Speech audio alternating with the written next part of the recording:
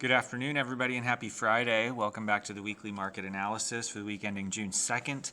We are now in the 6th month of the year and in the third and final month of quarter 2, 2023. And I just wanted to take a moment as I get started here to remind you to hit the like button and subscribe to the channel if you're not already. And then you can also find me on Twitter at Mr. J. Thomason, as well as following me and subscribing to my Substack at befinanciallyfree.substack.com. And the links to both of those are in the description of the video below. And just a little programming note, I will not be recording during the next week. Definitely not next week on Friday the 9th. And I'm not sure if I'll be able to post a video on the 16th, but that is to be determined as I will be traveling internationally and not able to use my setup and kind of being separate from the markets for a couple weeks. So I just want to put that out there. I will be posting some content for my Substack subscribers. I'll be getting that ready to be sent out during the time that I'm traveling. So just want to put that out there and encourage you to subscribe. You can get a lot of good stuff for free with the free subscription. And for just a few bucks a month, you can get the premium subscription and get a much deeper dive and get trade ideas and things like that. So just wanted to mention that really briefly. I am currently using a little bit of a different setup, so I apologize if there are some issues as I'm doing this today. But today's video is titled 2023 Up Only? Question mark, exclamation point, because for basically the entire year, it's been pretty much up, a little bit of sideways, but pretty much up. Obviously, here we have the S&P 500. Today was just an up day across the markets. The Russell, if you can see on the right side of my screen, the Russell up over 3.5%. The Dow up over 2%. The S&P up almost 1.5%. The NASDAQ today is the laggard after having been the outperformer for much of the year. And so the big question is, are the markets just going to go up for the whole year? So just a little bit of a technical look here.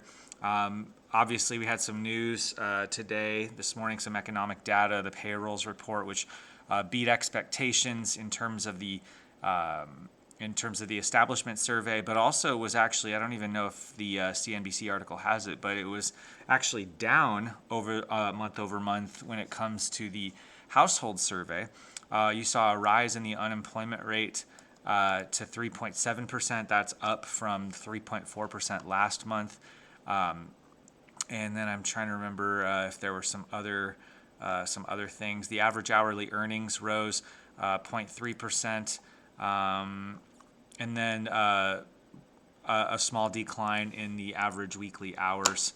The earlier one that I just said, a 0.3% rise in average hourly earnings. I can't remember if I said that right. And then obviously the weekly hours worked was down by 0.1 hours to 34.3, as you see here on the page. So that was big news. Also, this week we saw a resolution to the debt ceiling deal. Now, to my knowledge, it hasn't been signed yet, but that is going to be signed probably this weekend by Biden, or perhaps on Monday next week, which is potentially a catalyst for some action. And we'll try to hit that in just a little bit. But let's just get a technical overview of a few key highlights. We don't need to look at all of the markets here today, but a couple things I want to point out. First of all, on the S&P 500, if you no matter what way you slice it, a lot of people were looking at this trend line. That is a breakout from that trend line. Some of us were looking at it more from this, and in which case this looks a lot more like like some kind of channel, bullish channel. Ascending channel. So whatever way you look at it, price action either has broken out or is maintaining a bullish bias. You can see here we are above the tide line pretty well. on the S&P 500. The NASDAQ, which has seen most of the action for 2023, which literally has pretty much just been up only, is closing today at 14,575. The Russell was the big mover today, getting a pretty decisive move above the tide and control line. And so I want to call out that that usually, according to the trading rules that I have set, one of the first things you look at is what is the tide? Is the tide bullish or bearish? And when the colorful line is below the gray line, tide is bearish. And when you see price break above, when price is in the bearish tide setup and price breaks to the opposite side of the control line as the tide line, then that's usually an opportune moment to short. So I do want to call that out. So a lot of people are excited today on the movement in the Russell after having been the laggard for some time. It seems that a lot of people believe the Russell is going to be the outperformer for the next, for what a lot of people believe is the next leg up, because it has been lagging so much. So a lot of people excited about that. There was above average volume today on the Russell. And so obviously this is something people are getting excited about.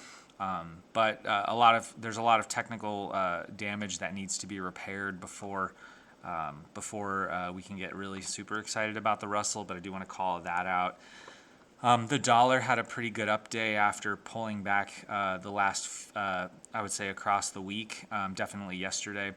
Didn't quite retrace the full day's price action, but got a really good move to the upside. And again, like I said, with respect to the Russell, the tide line setup is pretty similar here in price setup. And so this is technically a good spot to look for dollar shorts. And so I do want to call that out. However, I do believe that there potentially could be some catalysts for the dollar to continue rising. Another thing I wanted to look at briefly is the 10-year yield, which got a pretty good resumption bounce off today on today's price action, up 2.7%. You saw, I've been tracking this. You saw more recently I was talking about this tide line cross right there. And then price had been going up in a straight line, pulled back right exactly to the tide and control line. And my guess is that this is going to continue to the upside, and I'll be watching this level right here to see if we break above that. If we do, then the next place to watch will be the swing high, the end of February, early March, which is about 4.06%. And we'll see what happens when price gets there. So we'll put a line like right there. It's a really bad line. Sorry about that. We'll put it right there. We'll watch that and see what happens in the coming weeks. Another thing I wanted to take a look at really quick is Bitcoin, kind of riding along its tide line. One thing I want to be aware of in a bull market, if you actually look back here to the 2020 and 2021 bull market, we got all these pullbacks, but they didn't even touch the tide line until it was time for price to start rolling over. And so I do want to call that out on crypto. Another way to look at this is if you want to look at the 2019 run up. Again, once we crossed, we never came back and touched it until price came off in late 2019. It's a little bit different in the 2017 bull market. Actually, let me log scale this. That might be a little bit easier. We touched the tide line a couple of times, but didn't really, other than early in that bull market, touch the control line. So I just want to call out and be aware that price action often looks different on crypto with respect to the tide line. And I'm saying that because the fact that price is not only touching it but having trouble taking off from it has me wondering if price is going to in fact roll over in the near term. It seems to me that that Bitcoin is definitely following liquidity while the equity indices have pretty much diverged from liquidity at this point. But I'll talk about that in a minute. I want to quickly look at gold. Because gold had been pulling back for some time. I've been posting on Twitter recently about my gold trades and gold miner trades. or I should say my precious metals and precious metal miners trades. And then today, pretty decisive move down. I think that we're on the verge of into next week breaking this line. I would encourage you to check out some of my recent newsletters, and then find my thread on Twitter where I talk a lot about gold and how gold works, because a lot of people, because of this price action, are expecting. A lot of people are treating gold like a stock and expecting that it's just going to keep going up to new all-time highs this year. And I maintain that I don't think that that new all-time highs is a 2023 story. I actually see this breaking down. So the long story short is, if you want a deep dive into why that is, you can find that thread on Twitter, on my Twitter page. You can search my name, my Twitter handle, Mr. J. Thomason, and then search gold along with it, and you can find that. But gold is kind of teetering here right at its important trend line. It's below the tide line. And like I said, I'm expecting this to come off. I'm expecting it to see at least below 1900. And at the rate that we're going with kind of the macro conditions and the U.S. economy remaining strong, I could actually see this coming down and testing the swing low around 1800 to 1825-ish. And it wouldn't surprise me at all to see that get to that level over the next month or so. Crude oil, one thing I want to call out on crude oil is that we are going into a weekend where there is an OPEC Plus meeting, and a lot of people are expecting more production cuts. And unfortunately, in this case, I think this bid the last couple of days is because I've been actually seeing quite a bit of talk on the interwebs about expecting an OPEC Plus a production cut, and a lot of people are expecting this to take place again. And so I just want to call out that that the tail risk here is that people have been bidding this in anticipation, trying to front run. And if OPEC Plus doesn't cut, I would go as far as to say, if OPEC Plus doesn't cut, then this thing will gap down and open probably somewhere close to $65 and maybe even lower. And so I want to call that out. I think everybody needs to be aware of that. A couple other highlights to look at really quick, and then I'll get into a couple more specifics. You have the VIX here, which has closed today at its lowest level. It's closed.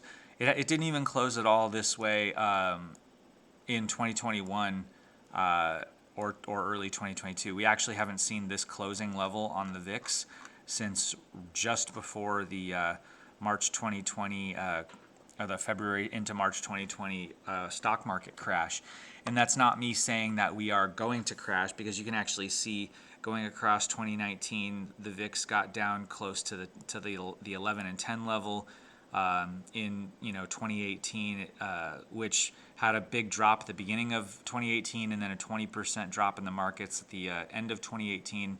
The VIX got down even, it looks like it got down to 10. Prior to the 2018 bear market in 2017, you saw the VIX go down below 10. And so all that is to say that just because the VIX is down as low as it's been in years doesn't mean that it's going to crash, or that the markets are going to crash and that the VIX is going to spike. Although, it's going to be a lot harder there's so much complacency in the markets right now. Everybody's getting really comfortable with where the markets are, where the economy is. And I do want to call out that the tail risk here is that we actually see the markets start to sell off, and we see the VIX start to spike, and we see some worry. And I think that that's something to be prepared for. We had, for a time, gotten up into the 5% territory on the SOFR futures for December, which is basically where we've been getting the idea that rate cuts were being priced in this year, and we're just about getting back to the point where rate cuts are getting priced out. And so then the question is going to be, what's the Fed going to do this month at its meeting? If you've been following me, I've been tracking the 3-month as a proxy for the direction of the Fed funds rate. The 3-month is up at 5.383%, which in my opinion means that the Fed is likely to hike another 25 basis points. they could do this whole like skip a meeting and not pause yet, but that's essentially, the Fed funds rate eventually catches up to the 3 month anyway. And based on my analysis, at least in the last or since the Fed started raising rates, there hasn't been a situation where they weren't able to get the rate, the Fed funds rate, up to the level that the 3 month was at the time of the Fed meeting, when the 3 month was trading at that particular level. And so I think the risk that a lot of people aren't considering is that with all this talk about a skip or a pause, they may still hike. And I think that market participants need to be aware of that. So let me pull up a liquidity chart really briefly. Sorry, I'm doing this in real time and my setup's a little bit different, so just bear with me. But you'll see here on the liquidity chart with the S&P, NASDAQ, and Bitcoin, we got a little bit of a pop earlier this week, but liquidity has been decisively down basically again since April, the beginning of April. And as I said, equities have essentially diverged from liquidity for the first time in a good while. And then I was saying earlier that Bitcoin kind of looks like it wants to roll over more. And kind of my justification for that is that it appears to be much more following global liquidity, although not quite as sharply as I would have expected based on the previous history. But it does seem to want to follow the direction of global liquidity. And so I still think that this is a concern for the markets, that this divergence in the post GFC and definitely post COVID world, I see this divergence as a risk, and I would be concerned at this point with the NASDAQ so extended at this point. For example, NASDAQ's again trading at 14,575 on the futures. And if we came back to, if you just look at the pink line and the blue line specifically, all the time the pink line ends up going back towards and meeting the blue line. And if that were to happen, the blue line puts the NASDAQ at 11,800-ish. And so that's almost 3,000 points less than where we're at right now. That's a pretty steep, significant drop from here, if that were to happen. So one of the things that we have to be concerned about now is with the debt ceiling having been resolved, the issue now is going to be how is Janet Yellen going to play now with treasuries? Is she going to issue notes and bonds, or is she going to issue bills? If she issues bills, then that'll help. That liquidity will end up probably being offset by a drain in the reverse repo. But if she issues longer durations or enough longer durations, then the liquidity is actually going to get substantially worse.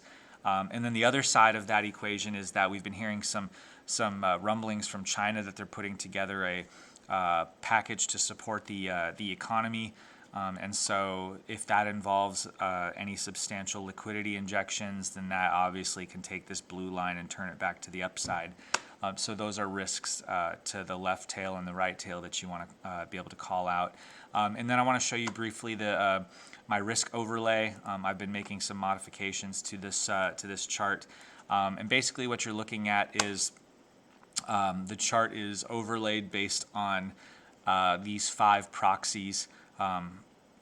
I'm going to do a deeper dive on this for my newsletter. So again, subscribe to my newsletter if you want to get the deep dive on this update to the risk overlay. But a couple of risk proxies, which I've talked about ad nauseum, they're giving off a neutral signal. Market breadth is still narrow, so that's a bearish signal. Liquidity is decreasing, that's a bearish signal. Leadership is in the cyclicals rather than the defensives, and so that's a bullish signal. And then the grid regime right now is trading as if it were reflation, which the reflation is reflation is exactly what you would expect to see markets doing today if it's a reflation regime, because basically everything is working except for gold. and that's because, again, gold only works if growth is down.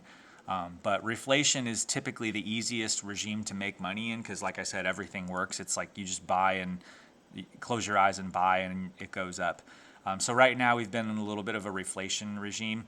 And so basically what the overlay does is it scores each of these 5 metrics, and it creates a composite score. And if the composite score is at a certain level, it will. If it's lower than a certain level, then it'll mark the candle red, and it'll be a bearish overall market signal, and that basically just means to de-risk. And then if it's above a certain level, then it'll show you a green candle, and it'll be bullish, and that just means it's totally safe to buy. You just buy wherever you want and watch the market go up. And then if it's in between the two numbers, if it's in between the two scores for bullish and bearish, then it gives you a yellow candle, a neutral signal. And the market can go up or it can go down in the neutral signal, but it's basically saying that the market is mixed in its signals, and there's no clear direction. And so just mentioning that. So we're still in a net neutral position. And so I'll be looking at this on a weekly basis to check in and see how everything is going as far as that goes. And then the other thing I wanted to spend some time looking at is a couple of charts, because we've got a lot of really overbought sectors. So this is the XLK. Well, actually, let's instead do the Qs first, because the Qs are the NASDAQ. The Qs overbought on weekly and daily RSI and stochastics. We have a forming MACD bearish divergence on the daily, or I'm sorry, on the weekly chart. And then at the same time we have, I believe it's mega cap MGK. We're seeing basically the same thing, overbought RSI and stochastics on daily and weekly. This one you've got a MACD bearish divergence developing both on the weekly and on the daily. You have XLK, which I started this chart on, the same sort of thing developing. You've got, I feel like I'm just in echo chamber. Same thing, overbought RSI on the weekly and daily, overbought stochastics on the weekly and daily, MACD divergence on the weekly chart, bearish. We've also got XLC, comm services. This is not quite overbought on RSI weekly, but overbought on RSI daily, overbought on daily and weekly stochastics. A bearish MACD divergence on the daily chart. We've also got OEF, which is the top 100 S&P, which is also showing you overbought on daily and weekly RSI and stochastics, also showing you a MACD weekly and daily divergence, bearish divergence. What more do I have to do? I think IWF, which is the Russell 1000 growth, same, literally, these are all the same setups. So SPYG, which is the S&P growth, the chart is the same. It's basically the same chart. So the growth side of the market is way extended. And this is why I'm so concerned, is that if all of the sectors that are growth oriented and are and they're the top mega cap names that have the most weight in both the S&P and the NASDAQ, then the problem is that when these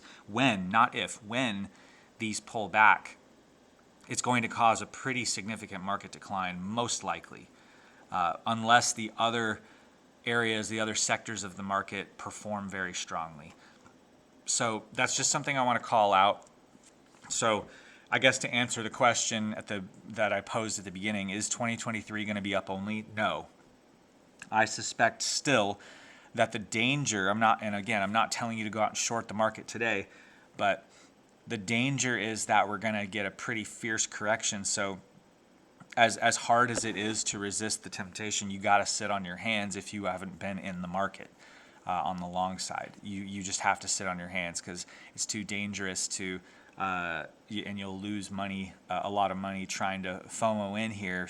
And if it comes back even halfway as much as I think it's going to, when it does have its pullback, then you could stand to lose a lot of money, and you don't want to have drawdowns, and that's kind of what I'm trying to coach people to avoid. So yeah, just be aware that the conditions are still ripe for a pullback. And the way I kind of see this playing out is I think that sometime in the next month or so we'll get our correction finally, and then that's when the bears, because a lot of people still think a recession is coming, that's when the bears are going to jump in and be like, oh, here's the recession, here's the crash. And that sort of bearish posture and positioning is going to actually end up being fuel for another push to the upside.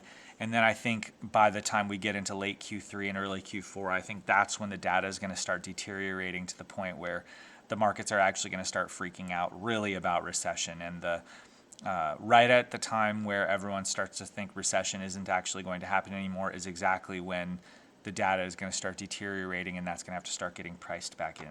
So with that, I'm going to leave that here. Again, thank you for tuning in. I hope you have a great week. And remember, I will not be recording next week. So I'll see you in a few weeks. Have a great weekend.